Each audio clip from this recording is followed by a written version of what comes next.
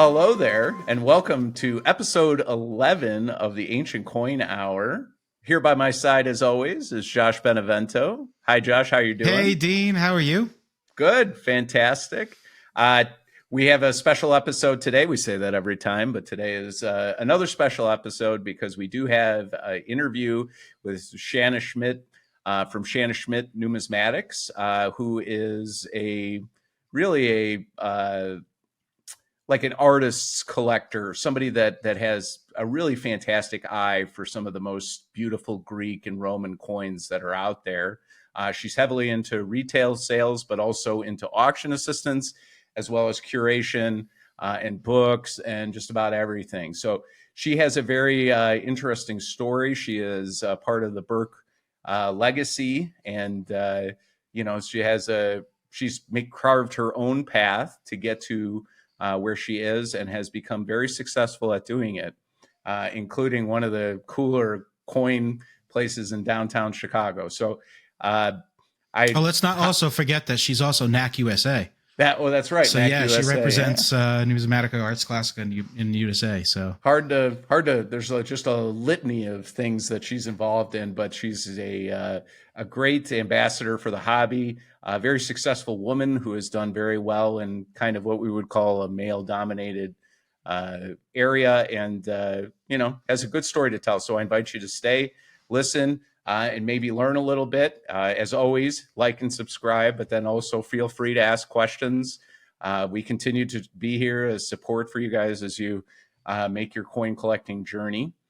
But let's start off a little bit. Josh has been very busy in his primary career of singing, and he's got a little bit to share with us what's been going on with him. So, Josh, take it away. I just finished two productions. They really went great, Rigoletto and Fidelio, and just this past week, I just started up rehearsals for a brand new one that's going to be opening this spring. And it's actually, I think it's not a world premiere, but it's a world premiere at a huge house. So it's called. Is that going to be in Chicago at the Lyric? It is. It's going to be at the Lyric Opera. It's called The Listeners. It's a really crazy story. I highly recommend looking into it. What language do we have to prepare? It's in English. And it was just written, I think, 2 years ago or something like that. It's modern. So yeah, it's in English. It's about a Midwestern town who hears this hum, and it turns into this like cult, basically. And it seems like it should be released now, right? With the Halloween coming up and all kinds of crazy stuff. Seems like that. Well, anyway, but it's very exciting. I know that you've been really chalking up some hours learning it, and as always, we're very proud and impressed of the two successful runs that you had just recently. Look forward. Yeah, they both got great reviews. The Chicago Tribune and a couple other publications that came to review them. So it was very successful. And besides that, just still collecting. Always collecting. I've been recently picking up a few denarii, so maybe we'll share those on a future episode. Yeah. Specifically, women on denarius. Yeah. So the wives of the Caesars. There's some pretty cool series, and one thing that I really love about them so far is all the different hairstyles. There are so many different hairstyles on these coins, and they're pretty cool. So, well, and then you posted a short about who was it?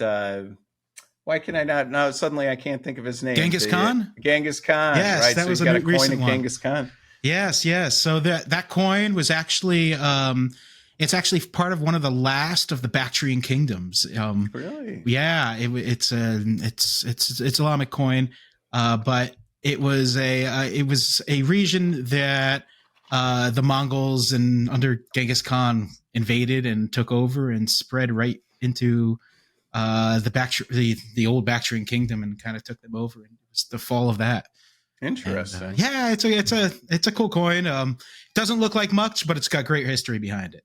Well, he's another guy that's up there with William the Conqueror, or these big name guys, and I feel like because he's from the East, maybe not as much in the forefront as some of the bigger names like Julius Caesar and stuff, but that's why we want to share these with you guys, because even in the, kind of the lesser known areas, or maybe something, if you're from the West, that you don't see up in front of you all of the time, gives you an opportunity to see something. Again, having coins from those guys is just Oh yeah, and unbeatable. one of the great things is about learning and studying histories like that maybe are not as well known, is that the coins are generally a lot cheaper. Yeah, I mean, and one auction company I do have to say that's really great for that stuff is Stephen Album Coins. that's right. They do an auction every couple months, and they've got, I don't know, 4,000 or 5,000 lots sometimes, and it's just tons and tons of coins. But, So, man, and with coins that of areas of the world that I maybe never heard of, right, but it gives you right. an opportunity to really jump in and learn those things. Yeah, and then we love sharing that. That's my favorite thing to do. Yeah. Is I just recently got a couple coins from Sparta, which if again, not Sparta, but Sparta, and I've never had them before, and I think they're so cool. I keep them very close. It's just there are things about that we connect to, whether 300, a famous graphic novel from Frank Miller, or the movie itself. There's so much of ancient history that we can connect to even in modern times, but you can't go buy a Spartan helmet. It's true. Cannot. But I can buy a Spartan coin. Well, you And might be that's, able to buy a Spartan helmet. well, yeah. I actually, in my many travels, I forget, I think it's the Love's gas station, and I think it's in Peculiar, Kansas, which Okay. is not far from I'm trying to think of what, Fort Scott, or on the way to Kansas City. And they have like a whole display of like replica Roman and Greek helmets. It's the weirdest thing at a Love's gas station. Also has a Hardee's. So if you're in the mood for, a hamburger and a Roman helmet, you can buy it at that Love's. But Well, there you go. yeah, you can. For sure you can. It's just there's not much you can get from Sparta. It's just it's really a good way to connect to that history, especially if you like it. Absolutely. So, yeah. As for me, well, first of all, I have a show this upcoming weekend here locally in Springfield, which I'm excited about. Have gone to in the past. There are a few ancient coin guys that are from maybe the greater St. Louis area that come down, and we try to share our love and passion for ancient coins. Maybe don't do a ton of sales, but more try to get people interested. And so I'll be doing that this weekend. And then Josh and I, for another time, are going to get together, and we're going to be at the Fun Show in Orlando in early January. We have a table, and we absolutely are excited about that. Yeah, that should be a really great show. Normally, you and I go to New York. This year, we're going to change it up and go to Orlando and see what that's like. I'm really excited. How about you, Josh? Oh, I'm very excited about that. It's one of the biggest shows in the country, and I believe the Summer Fun show might be a little bit more attended than Winter Fun, but still Winter Fun is a huge show. I mean, we're talking like something. I think I've heard of numbers 30,000 people attend, something upwards of that. So it should be very successful for us to just spread more of the knowledge of ancient coins and share our love with new collectors and American collectors and other world collectors. Most of these big national shows are dominated by the American market. However, I think that we can have a lot of people that convert to ancient coins once we show them something that's beautifully handmade from a time period long ago that they could just hold on to and actually hold history in their hands. So we're trying. You American coin collectors, we're giving you the hard sell. We're trying to get you involved because we feel like there's so much more we can share interest, and we can help you inspire to a new collection. So if you're not converted yet, you're on the list. Trust me. With that being said, I think we should probably jump into our interview with Shanna. Absolutely. Thank you so much, Josh. All right. Well, hello. I'd like to welcome everyone here to our interview here with Shanna Schmidt, who has graciously joined us today to talk about her business, her journey through coins, and kind of tell us a little bit about how she's become a real success in this industry. We're real pleased to have her. She's somebody that we all think a lot of. I actually introduced her to my daughter because to me, being a woman in this industry can be challenging, but also very rewarding. And so I'm hopeful that she rubs off a little bit on my daughter and takes advantage of that.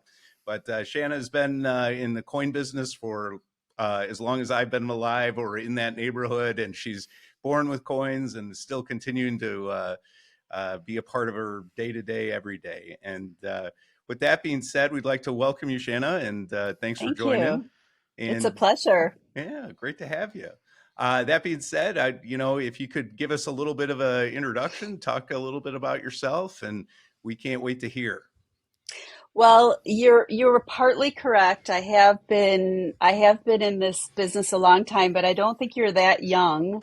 So it's been I started in the business in 2005, but prior to that, my I grew up around coins because my father's Harlan Burke, which most people eventually figure out. I used to hyphenate my name, and then after a certain point, I stopped.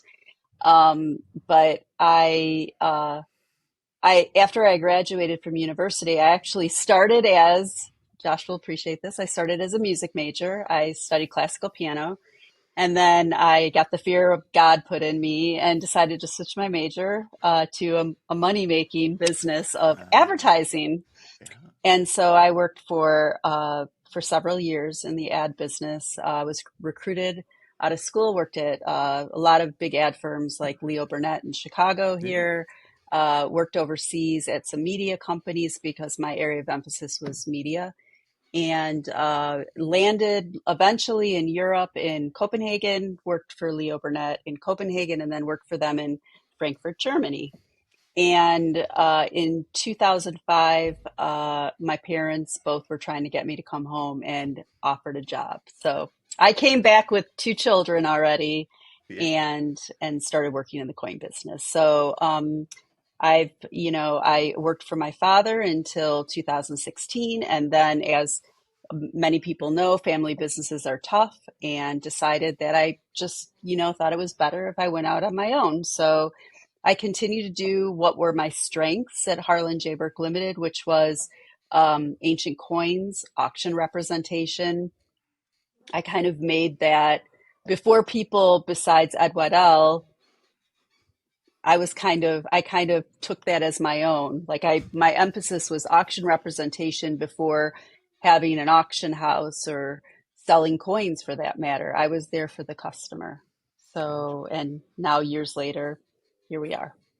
Well, tell us about your current business and what a potential customer or a potential auction person or person that's interested in auction can be Yeah. get some assistance with your business. Well, my current business can be very complicated for people to understand because I have about 2 years ago I moved into a bricks and mortar location. I'm at 8 South Michigan, so I'm downtown Chicago. I have a lovely office across from Millennium Park, and in this office, I have Shanna Schmidt Numismatics Inc., which is my business. And then I also am a third owner of the NAC USA branch. So Numismatica Ars Classica, which everybody knows NAC mainly from their auctions in Zurich.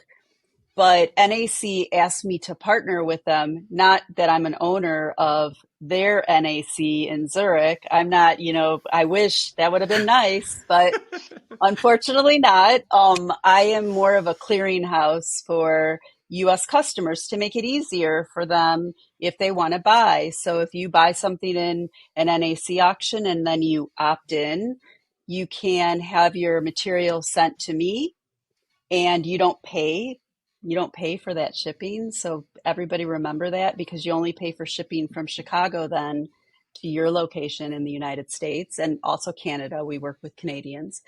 And then if you want to pay in US dollars, you can have the Russo brothers that own NAC, you can have them lock in a rate for you so that you can pay in USD to our offices. And it works out very well. People get confused with that for some odd reason. They think that I just threw my business out the window and that I'm no longer Shanna Schmidt Numismatics Inc. I now am, just an employee of NAC, which is not the case. So I have both those businesses here at the office, and on top of it, a lot of my business is around curation for one of my clients, my biggest client, and so I do a lot of work with that. But I always welcome new customers, and the way the biggest way that I do that is through auction representation still.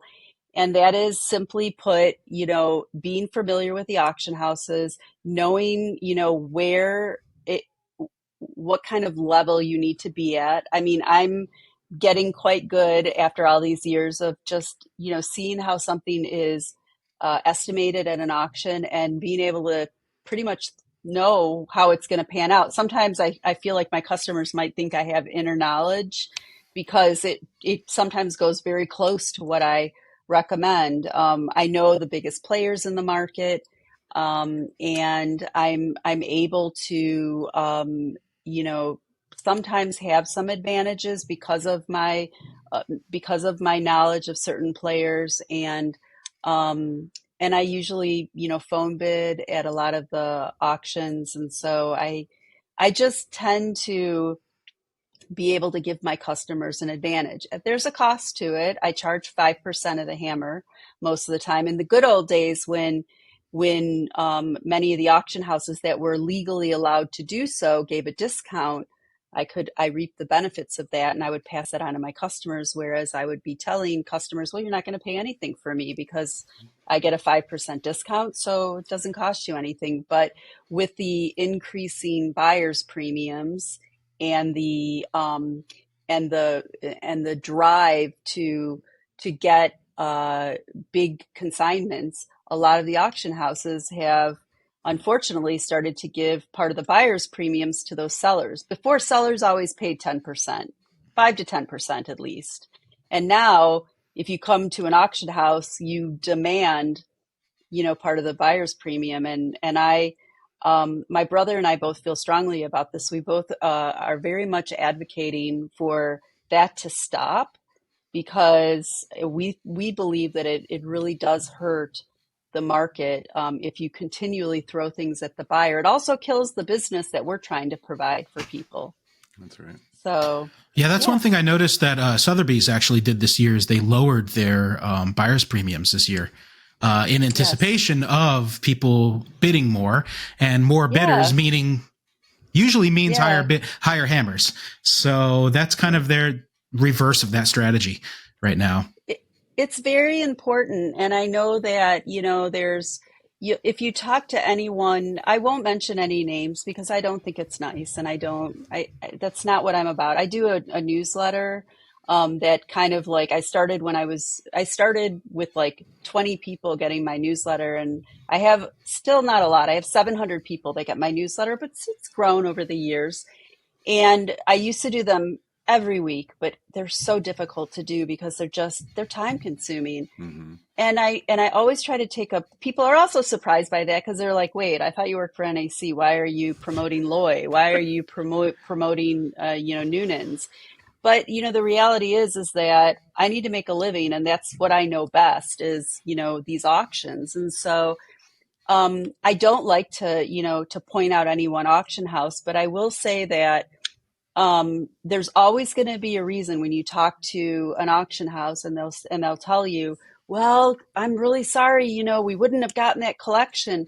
But I think that if everybody would just play on the same fair level playing field, and then let the best auction house win, everybody would be better for it. I really hope that people start to follow suit and lower their buyer's premiums, because without the buyer, I mean, I was just looking at my coins, my beautiful coins that I bought from Noonan's for myself for stock. And it's really frustrating because I realize one of my favorite, I actually love this coin. Here, I'll show you. So I got this coin. What was it? I'll tell you what lot it was. It was lot 102.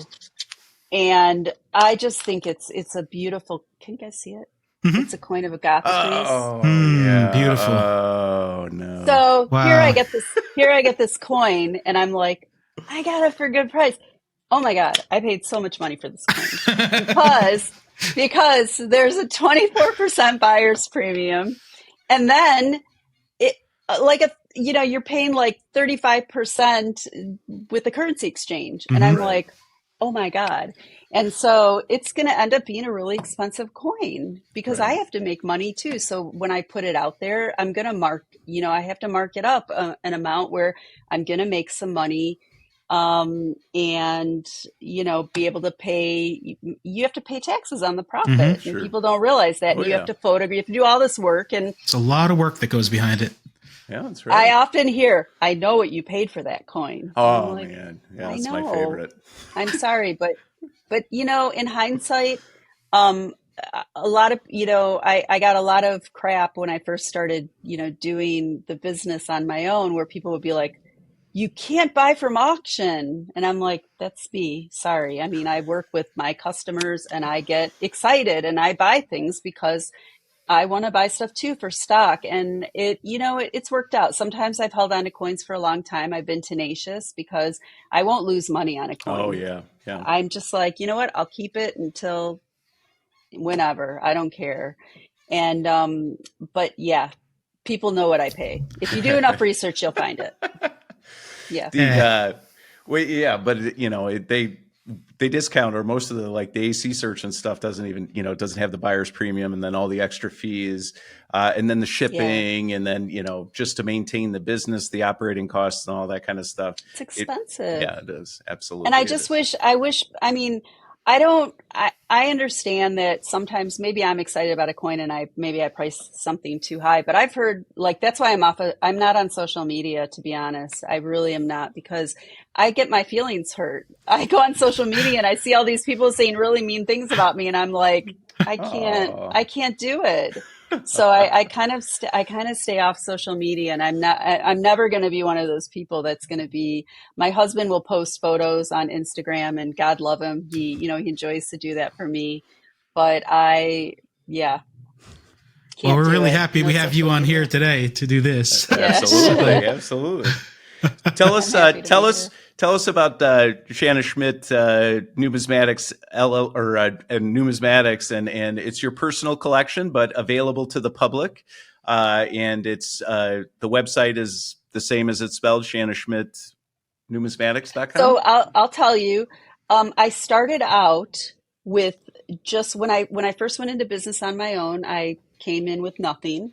So I was like, what am I going to sell? I mean, I mainly, for the first few months, I was just doing auction representation because I didn't really have a stock. I had collected Republican coins, because that at the time, that was something I could afford. They've gotten a lot more expensive now.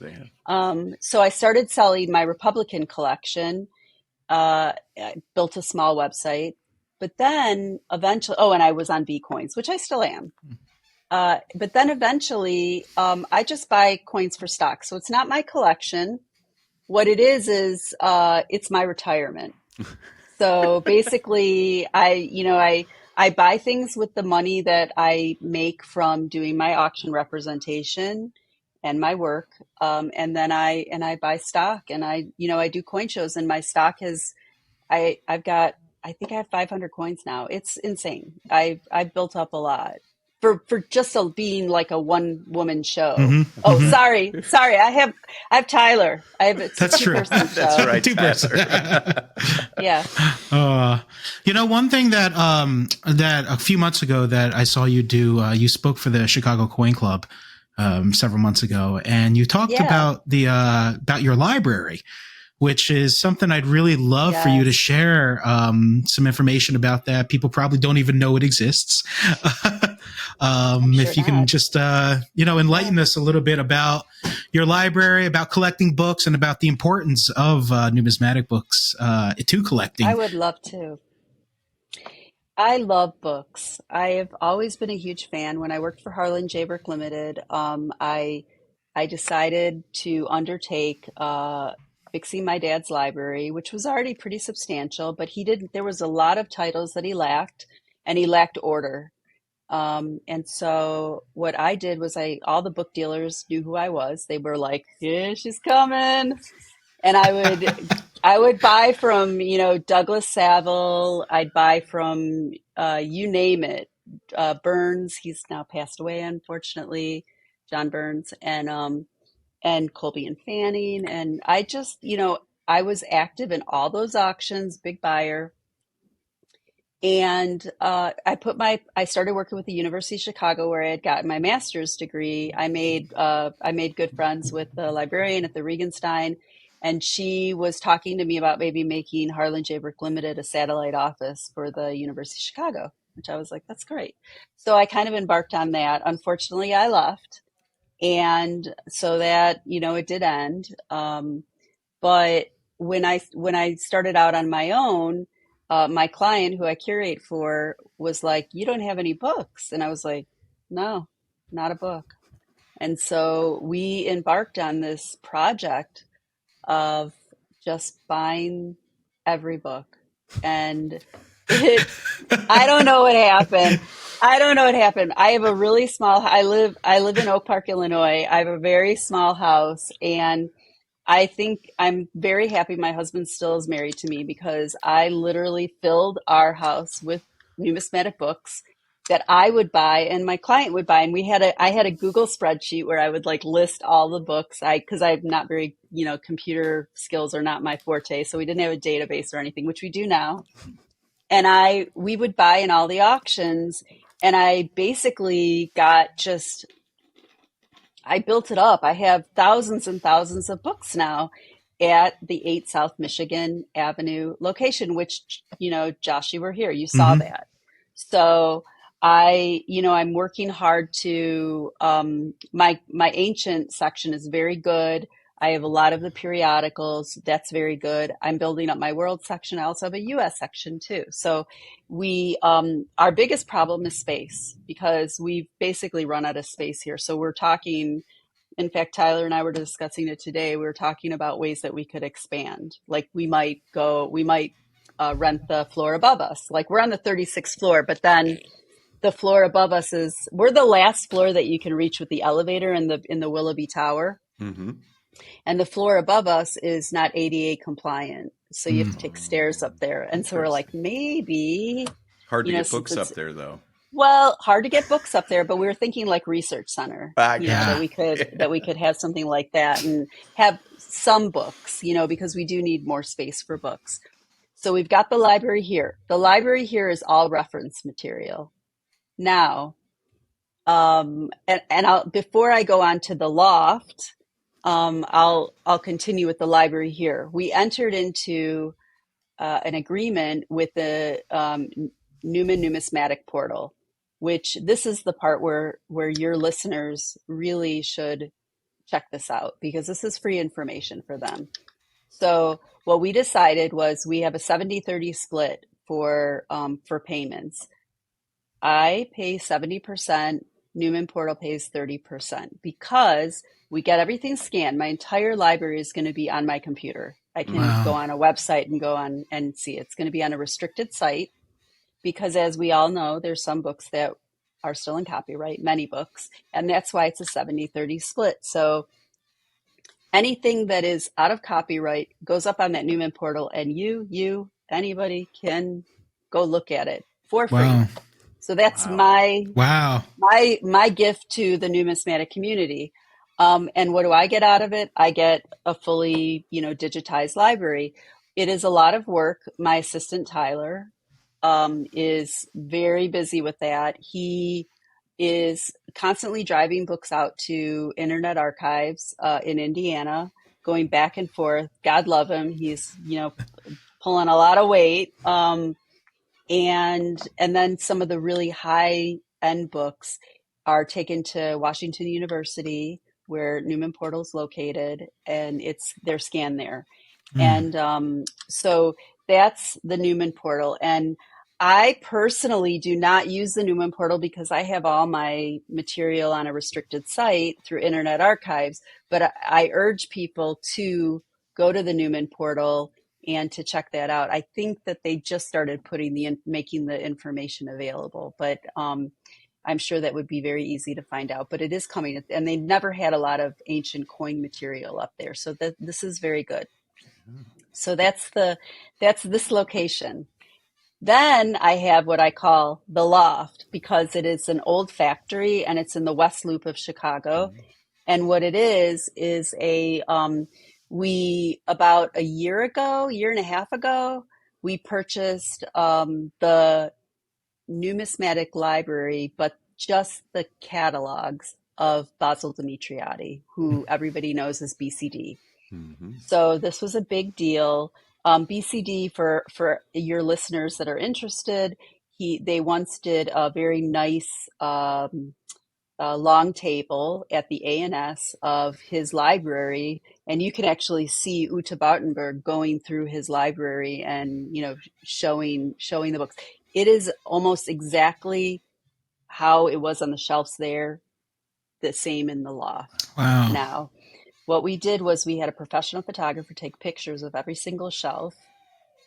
They never had anything digitized, so I have a card file of every single catalog that's in the collection. We still kind of add to it, but it's very difficult because I got about 800 linear feet of catalogs. It was a lot. Wow. And so we couldn't fit it in here, obviously.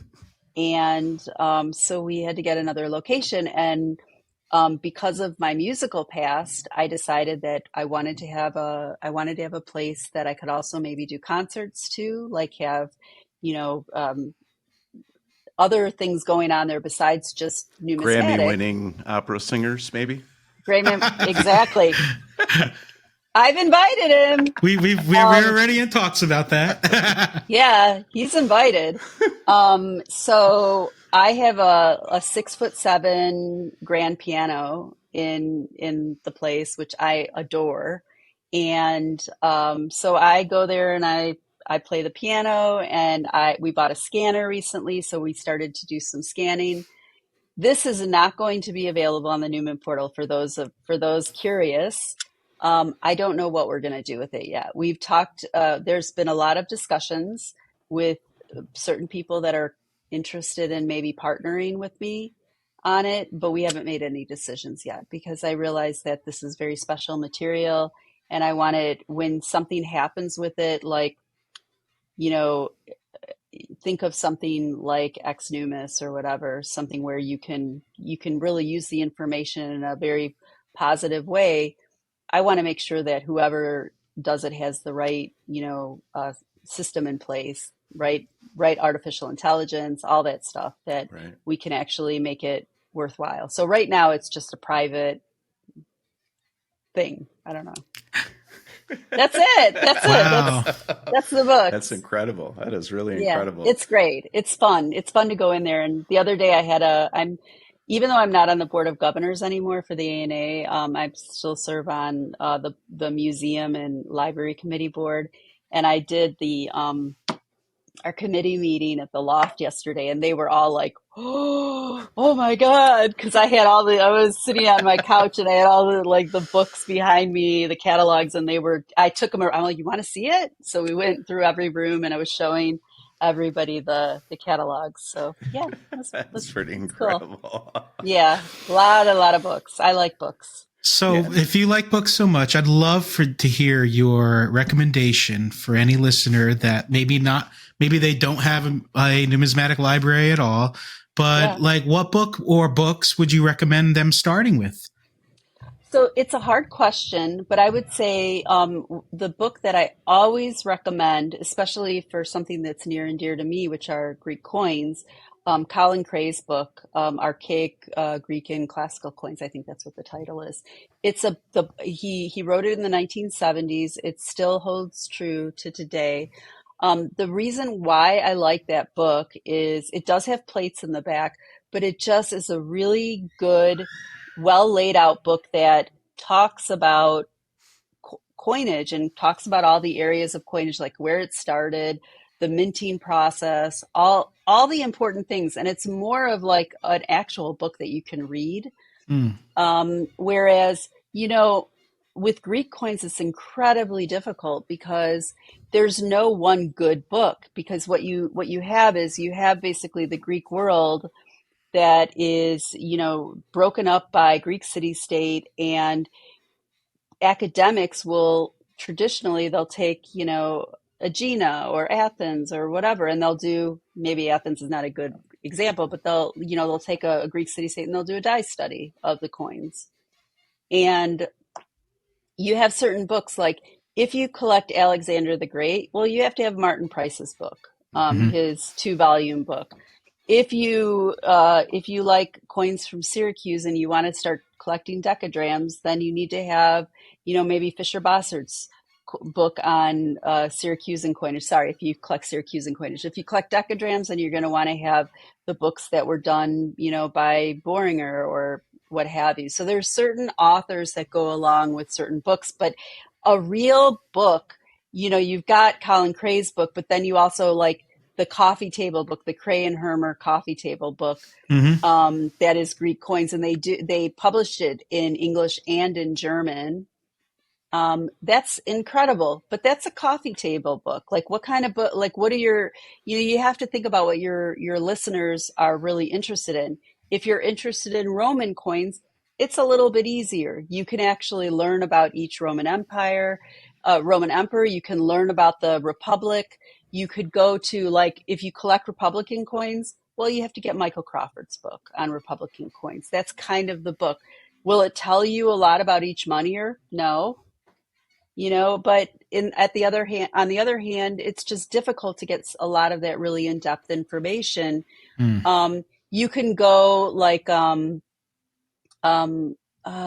she just wrote a book, Leave, I think is her name. It's not pronounced live, it's leave, I think, as Is she it? always corrects people. But she just did this little book on Republican coinage, Mm. I think printed with the help of the American Numismatic Ah, Society. And I could be wrong, don't hold me to that, but she wrote a beautiful book on Republican coinage, and there's more and more people that are writing books that you can actually sit down and read, but a lot of the material, as you might realize, is a bit dry. Hmm. So Colin Cray's book is my favorite, if Yeah, that's your, that's a favorite yeah. of mine as well. It's really good. It's really good. And it just, it just works so well because I find, like, I'll do write-ups on some of my coins. And in the end, I'll go to the books, but then I think, like, nobody wants to read this. So I'll go to Wikipedia, or I'll go to like the Britannica or series online or whatever. I mean, there's so many, the internet's great for stuff like that, for just learning, like, where is this place at, and where is it actually located? It says Asia Minor, but where in Asia Minor is that? And what is Asia Minor? So it's just difficult because, I use my books more for research and, checking the dies of something, and I don't really use the books for pleasure, Hmm. like to sit down and just, like, learn about something. So, gotcha. So, yeah, with that being said, okay, so we obviously have a what we would call a book nerd. Sorry if that was that's some, okay. I embrace it. love ancient coins. Tell me who speaks to you from the past that you draw inspiration from to kind of bring yourself closer to ancient history. Who interests you? Oh boy. Well, that's a Hmm. hard Well, question. Who interests me? Like, um, can you be more specific? sure. Okay, so a natural draw for me was Julius Caesar, right? And that's a draw for a Oh, lot of okay, people. okay. Yeah. So a particular person from history, maybe a time period or something that yeah, obviously ancient Greece in terms of coinage, but is there somebody from that time period that you relate to or you feel strongly bonded to? No, I don't think there's a particular person, but I think it's just, generally speaking, just the idea of history. Um, I I'm so taken with what was going on at the time when those coins were struck.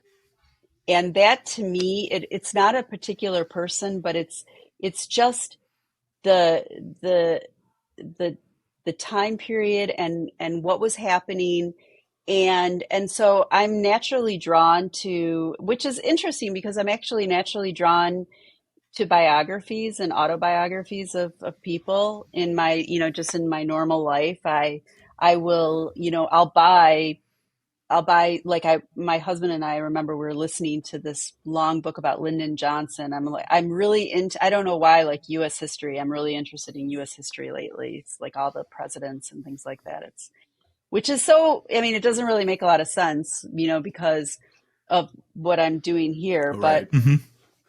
but I think just in general, I just really enjoy history, and I don't think that there's a specific person, but I do enjoy. There's so many different battles, and it gets kind of like confusing. But I will say that there's certain like Mary Beard. Oh, I don't know yeah. if you guys Mhm. know Oh, Mary yeah. Beard. Yeah. I love her, and she was at the Art Institute, and I came this close to meeting her. Oh, cool. Um, she's amazing. And she did a presentation on Vitellius. And I Oh, was yeah. like, I'm sure half these people don't even know who the hell Yeah, Vitellius no. is. But it was really interesting. And she brought a story to the forefront that I'm sure most people just don't think about. And I appreciate people like that because what we're doing here, you can say you love history and that's why you like coins, but to actually, make it interesting for people is very difficult Mm. because a lot of it can be very dry. Yeah. So Yeah, it can be a big turnoff for I hope I people. answered your No, it's question. I fine. don't really have a It's fine. We asked Vera from Vera I love last Vera. time, and she said she totally surprised me. She was like the person who has the most coin inventory in China is a woman, and so she draws inspiration from her. She has the best, and so I thought I love it. you got to ask, see what people draw inspiration from. So thank you Oh, so much for yeah. answering. I appreciate it. Yeah, you're welcome. You're welcome. The one thing I will tell you, you might get a little blush in your face here, but certainly whenever I get a little bit of extra change, I go right to your website, and it's Oh, you're so sweet. and like Tyler knows because I'll be messaging him and be like, what That's so nice. I but can't anyway. take credit for that website, but that's well, really it is. sweet. But I think the thing that I enjoy the most is you're very heavy on the actual reference, the historical part of Yeah. the provenance of the coin, which is extremely important as you're considering this a piece Yeah. of art. Yeah. But obviously, you have a great eye. Your collection is great, and so that's. Thank you. Tell me, have you developed that over time? I mean, obviously you worked, with Harlan for a long time, and then, Yeah. but tell us a little bit about, kind of how you started looking at coins and how that developed, because you have a fantastic eye. And like I Thank said, you. I always enjoy going to your site to try to find something to buy. Well, like I said before, I'm very lucky because my husband Reiner is even though he's not a photographer by profession, he works as a creative in the advertising industry, and he's just got a knack for taking really beautiful photos. And we've always said, like, you need to we need to show if there's flaws. People need to see that, because I never want somebody to get a coin from me and be like, oh my God, this is not what it looked like in the photo. I want them to be pleasantly surprised, but not to be totally shocked in any way. But how did I develop my eye? That's a good, I think I don't know when it actually happened, but I really love the aesthetics of coins. And it's getting harder and harder now because I have so many coins. So I have some coins that I'm like, that's not really that pretty. Why did I buy that? But I can't always buy pretty. So, but right. I have had one of my biggest compliments that I've gotten is people say, you're the female Ed Waddell. And I'm like, so I guess I look up to Ed Waddell. That's that. Um, I think I you guys have that in common. Yeah. I think that Ed has a tremendously good eye, and I just think that he knows his stuff, Mm. and he's a very good numismatist. All right. But I think just over time, just what I like, I don't know. It just happened over time, and sometimes I buy doozies, but generally I buy what I like, what looks good to me, and I like art. My home is filled with like, paintings and sculptures and different things. And I don't know. I think a lot of it has to do with growing up around my dad, Yeah. Sure. and his love of just art in general. I mean, That's he's right. a big painting collector, and I guess a lot of that rubbed off on me. So, But for a new collector, what would kind of your advice be for somebody who's trying to start out and they're looking at coins and they're anxious to buy? yeah. We get advice from people quite often, but I'd like to hear what your thoughts are as you're Yeah. starting out and what you think is a good idea in terms of buying, in terms of eye appeal. I think the first bit of advice I would give is please don't jump into it. Like don't make rash decisions, because that is just it's gonna be a mistake in the end. So I used to always tell people to get the book, and I don't necessarily think that's always the case, but what you should do is you should really take a hard look and think a little bit about what area you want to collect. Because if you're all over the place, it sometimes can make it very difficult to collect coins. What I would do is, honestly, I would try to align yourself. If you really don't know that much, try to align yourself with somebody that you trust. And I'm not going to tell you trust me or trust Ed Waddell or trust C&G or whoever. You have to have a good feeling about that person. And I believe that most people can see good character, and they can sort out the people that are maybe trying to rip them off. But, do a little research on who's out there.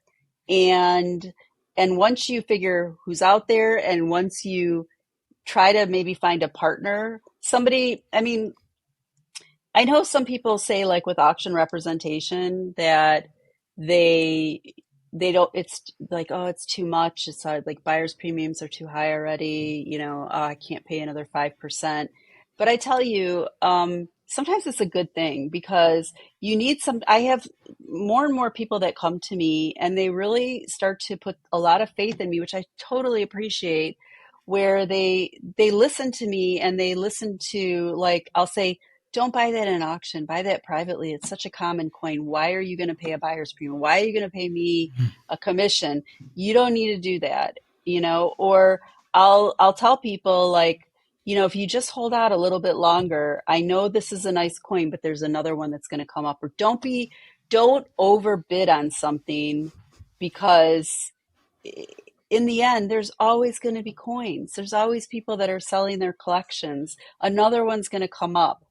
And you're not going to beat that billionaire that's bidding against you, by the way. That's right. There's always a few people that have a lot of cash to spend, and they're going to beat you. And so all you're doing is driving the price up, so that when you go back to bid on that coin again, it's going to be higher, because all the coin dealers and all the auction houses think, oh, prices have gone up for that. So you're only doing yourself a disservice. That's right. There's a lot of advice I can give, but I would just say, number one is do your homework a little bit Mm. before you jump in. And most people do, I think, because when people come to me, normally they're interested in spending a little bit of money. So I take anybody, I'll work with anybody. But at the end of the day, I think most people, if they're not spending a lot of money, they're like, I'll do it myself, Right. whatever, Right. Right. Yeah. which I understand. Well, that's a totally. I understand the value behind the proposition, because for sure, I have made some bad decisions at auction, so I probably need to, at least be Everybody guided. has. Everyone You has. are so not alone. I mean, I just made a lot of mistakes at Noonan's. I mean, what Oh. was I thinking? I'm like, what? I was so taken in by the pedigree. I was like, I need those coins. That's And right. then I got them and I was like, oh my God, I got those coins. What am I going to do? Now what? I'm going to have these until I'm 80. That's right. That's right. What I have another question for you. So, obviously this is a very male predominated industry with, I would say it seems like 95% male at least. Yeah. And tell me a little bit about how you as a female numismatist, have found success, but maybe a little bit of advice for those women who are interested in doing it, because you've obviously kind of shown the way, and so we'd like to learn a little bit about it. I mean, there have been people before me, and and I will say that it's changed. It's changing now. I see more women that are interested in it. It really pleases me. Um, I, yes, it is basically a male dominated business, and it was very hard. And I won't lie and say that it was easy at the beginning. It was really hard to get taken seriously. First of all, it's a positive and a negative to have a father that's so well known in numismatics, because you are your parents' child. So if people love him or they hate him, you get it. All right. You get it back at you. So that already in itself was difficult, and I know my brothers also had the same trials and tribulations. To be the children of Harlan Burke was in itself not that easy. However, that said, I had other difficulties too, just getting taken seriously, because most people just saw me as a secretary, or, they didn't think that I was worth the time. And, you have some clients that, like we work with some very, religious Jews sometimes who couldn't touch me. They couldn't shake my hand. They could shake my dad's hand, not mine. And there was, some moments where I felt kind of like not great, it wasn't a good feeling. So my thing is, like, whenever I work with another woman, I always say, we got to stick together. And, you always, like somebody like Vera, who I think is amazing. She's doing a tremendous job, and I have a lot of respect for Vera. And I just think that we need more people like that in the business. And I did things when I was younger. I maybe dressed a little more provocatively, I think, now when I look back in this business, to get some sort of attention. And I don't feel like I need to do that anymore. No. I feel like if, people don't respect me for who I am, then whatever. It is what it is. But I want it is still a battle, because there's still a lot of people that are older than me that, still believe in that past. And I heard, there's some wonderful numismatists out there like Sylvia Herder, who's deceased now. And, I heard some really horrible rumors about Sylvia, and I just thought to myself, gosh, these guys, they just can't deal with a successful person who worked her way up. She was started as a secretary at Bank Loy, and became one of the most powerful people in numismatics. And you'll hear people say nasty things about her sometimes, but at the end of the day, I have a lot of respect for her. Yeah. So, and I know that, people will say the same thing about me, but you just have to, like, kind of brush it off. And I hope it changes. And I think that a lot of the reason why it is so male dominated is just because as little kids, I think that boys were more pushed to collect coins than girls were. Yeah. That's just the reason why. My dad never really took. I think that's the reason why I didn't go into the business right away. Like, I went into the business when I was in my 30s, early 30s. But, like, I mean, he didn't really think of me like that, I think. So, and I hope that changes, because it's a wonderful business. I have 2 sons, so but neither one is interested right now. So we'll see. Maybe it changes. Yeah. Yet. Yeah, exactly. but there is a path, and Yeah, if said females are interested in pursuing that path, I believe Shanna would be more than happy to assist. absolutely. We're Joel, both Josh and I, are happy to do whatever we can for all of our listeners. But it's certainly helpful to have somebody on the inside that can help you Yeah. succeed. I would love to talk to any young women that are interested in numismatics. Always, always, my phone is available for those women anytime. Excellent. What do you have upcoming that we should be excited about that you're involved in? Well, I was telling Josh right when you came on, my next foray is I'm getting a PhD.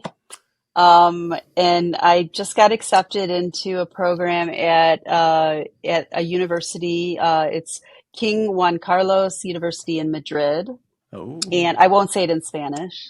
The PhD programs in Europe are a little bit different. You have somebody that you work with, a professor, and I'm working with Ana Vico, who's the daughter of Jesus Vico, well-known auction company. And Anna had a similar path to me. She worked for her father for, I think, about 7 years or so, and then left. And she had same trials and tribulations, but instead of doing what I did, she did the academic route, and she has two PhDs. And she's a bit of a crusader now for cultural property. Mm. And so I did my master's thesis on the cultural property debate, and I would like to make a difference in this hobby. And so what I'm going to be doing, I'm starting is I'm going to do a PhD on how collecting is very important for the preservation of cultural property. yeah. Because, I'm talking about like at the mid and the low level, coins like this, they're never going to, if we keep making these restrictions and we keep, allowing countries to stop the flow of coins like this into our country and into other countries where it's starting to happen, you lose a lot. This is a great teaching Hmm. tool, and these are things that are not going to end up in museums. They are going to be largely forgotten about, and Oh, yeah. I think that it's very important. I've tried to get involved a little bit. It can be a little bit like Sisyphus, where with the Cultural Property Advisory Committee and the MOUs that they're putting into place. It's a very political thing. It's a very divisive topic. Um, Archaeologists pitted against dealers.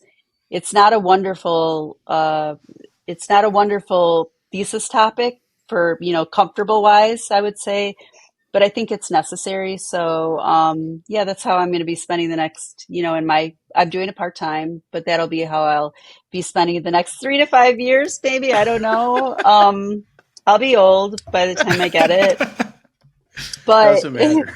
but yeah, no, I'm actually going to, let's see if I can say it, Zaragoza. I'm Yeah, there going you to go. Zaragoza. Um, I'm going there December 12th through the 14th for a symposium with Anna. I'm going to meet her there. And there's going to be a lot of really interesting people, like from Interpol and from, people on the archaeological side, there's not going to be a lot of people in the trade there. So that's why she was like, you need to come. It's good for your thesis. You could get hours. So I was Yeah, like, okay, yeah, I'll do that. So that's the exciting thing for me. Yeah. And then, of yeah. course, there's always, coin shows and Where where libraries. where could somebody see you next at a coin show? Would it be at the New, New York International? New York International. I will try to do more coin shows. I need my friend Tyler to push me a little bit because I'm a little on the lazy side when it comes to coin shows. But whenever I go, I have a great time. I love socializing. I'm a nerd like that. I'm like, can't wait to see all my coin buddies. That's right. So yeah, New York International, and then I usually go to New York International and A&A. I'm not going to the A&A this year because I am boycotting because it's in Oklahoma City. Most people know that. If you go, totally fine, but I just can't do it. Then we have Central States coming up too. After that, yeah. Oh my God, I totally forgot about Central States. In of April. course, yeah. I will be at Central States. That's if it's local like that, it's a crime if I don't go. No, I will be there. I forgot about that. Oh my God, yeah, totally. And then obviously the website available all times and Vcoin. So we definitely recommend checking both of those out. And like we've mentioned before, a fantastic collection. Definitely, even if you're not even in the market, it's worth looking at some of those pieces. Some of art. The best coins, some of the best coins on that eSite. Honestly, you guys are so sweet. It's true. It's true. That's really nice. And with that, I guess, Josh, do you have any more questions? No, I think we've pretty much covered everything. Oh, that's good. It was so nice to talk to you guys. Oh, Thanks for letting me like blah, blah, blah. No, an absolute rattling pleasure. It all off. And as you continue to progress and all that kind of stuff, we'd love to keep up with you. We'd love to continue to learn about what you're doing. I mean, that's a big initiative, taking on your PhD in such an important subject to us collectors. Yeah. Maybe you can bridge the gap for us. And I hope so. We'd love. I would really love it. We would love to hear one day you come on the show and be like, "I did it." So now you can have all the coins you want. I really hope. I hope one day. I mean, I know I won't be able to do it alone, but I'm really hoping that I can at least, help bring some sensibility to this area, because I'm just, and for those interested to know, I'm not doing this on antiquities. I'm doing this solely on coins. It's just coins. Yeah. I don't want to get into the whole antiquities thing. It's not my area. I don't know about it. I want to talk about coins because coins are so ubiquitous. I think we need to have a common sense approach to how we allow people to buy coins, and it needs to be a more of an open market, how it used to be. Absolutely. So, yeah. I often, for a while I had a coin of Farnabazos. Yeah. And I had no idea who that was, and no interest, but it being tangible in your hand means so much. And then you suddenly become kind of connected and you want to know more and want to learn. Yeah. But there's no way you would ever come across that name. Is not something you would ever Google. And I also want to point out, I mean, I'm not, this isn't new for anybody. And, there are people like Wayne Sales or Peter Tampa that have been crusading for this for a long time. But I'll tell you something, try to put a pedigree to something like that, like your little coin that you bought for $20 somewhere. But those are the rules that we're being told that we have now. I mean, you can't buy something in another country and have it shipped to the United States without having an affidavit saying that it was out of the source country before an MOU was signed. And it's, and they say, well, that was looted last week. But, you can't say that. They're finding, that's why I have this huge library that we invested so much money in, because you find pedigrees all the time. That's right. Because what dealers used to do is no clients would attend auctions. It was mainly dealers. And what they would do, my father told me this, I remember this. They would sit around and they would say, you bid on this, I'll bid on this, you bid on this, I'll bid on this. And they would buy everything up, and then nobody knew what they paid.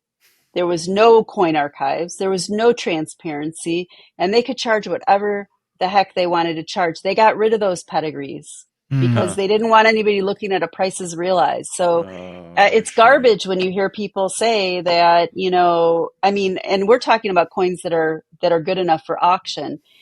All these kids in schools that could actually be using, inexpensive Roman coins to learn about Roman history or Greek history or what have you, can't have that if we in our current environment. So, yeah. Absolutely. Well, it's been an absolute pleasure, Shanna, and we look forward to talking to you again. Again, make sure you visit Shanna Schmidt Numismatics online. She also has a Vcoin store and one of the best libraries in coinage. So thank you so much for joining us, and thank you, Shanna. Look forward to talking to you soon. Thanks, guys. All right. Okay. Bye. Bye. Well, that was a fantastic interview, wasn't it, Josh? Boy, Oh, yeah. I really enjoyed that. Yeah. Shanna's amazing. Yeah, and really somebody that I would recommend if you see her. She'll be in New York. She'll be at what's it called, the Central States. She'll be at all these shows, but you don't have to wait for that. You can email, call. Make sure you reach out and talk to her. She has an incredible collection online for sale, but it's a lot more than that. And we would recommend that you take a look and get to know Shanna and see her at the show and talk to her, because she's a great ambassador for the hobby. Absolutely. So Josh, you got any words of wisdom for us today? I'm going to steal I do, Aaron Burke. actually. So just bouncing off of our interview, success is not about reaching your destination, but about the wisdom you gain and the resilience you build along the journey. Wow. That was spiritual. Right on. And let's see, do I have any my words of wisdom is, if you come to see us at the fun show in Orlando, do not buy the new Fast Pass at Disneyland. I think it's like $500 a day. So don't do that. Spend that on coins. Much better. You could have a beautiful ancient coin for that. Yeah, beautiful right. You can get yourself a beautiful denarius for that. Oh, yeah, for sure. But thanks again for another fantastic episode, Josh. We look forward to episode 12, which we'll be doing here soon. And just a reminder, always like and subscribe. Tell a friend. We're here to help. And we look forward to seeing you on the next one. Thank you.